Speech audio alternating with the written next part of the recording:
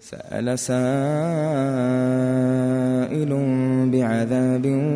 واقع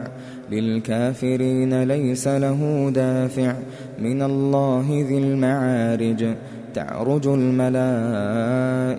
والروح إليه في يوم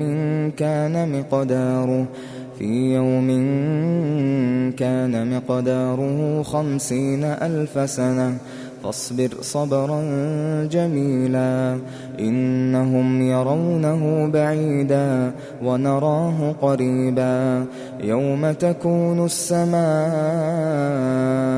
كالمهل وتكون الجبال كالعهن ولا يسأل حميم حميما يبصرونهم يود المجرم لو يفتدي من عذاب يومئذ ببنيه وصاحبته وأخيه وفصيلته التي تؤويه ومن في الأرض جميعا ثم ينجيه كلا إنها لظى نزاعة للشوى تدعو من أدبر وتولى وجمع فأوعى إن الإنسان خلق هلوعا إذا مسه الشر جزوعا وإذا مسه الخير منوعا إلا المصلين الذين هم على صلاتهم دائمون والذين في أموالهم حق معلوم للسائل والمحروم والذين يصدقون بيوم الدين والذين هم من عذاب ربهم مشفقون إن عذاب ربهم غير مأمون والذين هم لفروجهم حافظون إلا على أزواجهم أو ما ملكت أيمانهم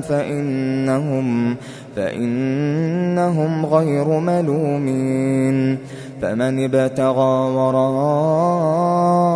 ذلك فأولئك هم العادون والذين هم لأماناتهم وعهدهم راعون والذين هم بشهاداتهم قائمون والذين هم على صلاتهم يحافظون أولئك في جنات مكرمون فما للذين كفروا قبلك مهطعين عن اليمين وعن الشمال عزين أيطمع كل امرئ منهم أن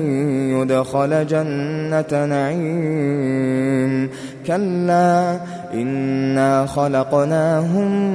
مما يعلمون فلا أقسم برب المشارق والمغارب إنا لقادرون على أن نبدل خيرا منهم وما نحن بمسبوقين فذرهم يخوضوا ويلعبوا حتى يلاقوا يومهم الذي يوعدون يوم يخرجون من الأجداث سراعا كأنهم إلى نصب يوفضون خاشعة أبصارهم ترهقهم ذلة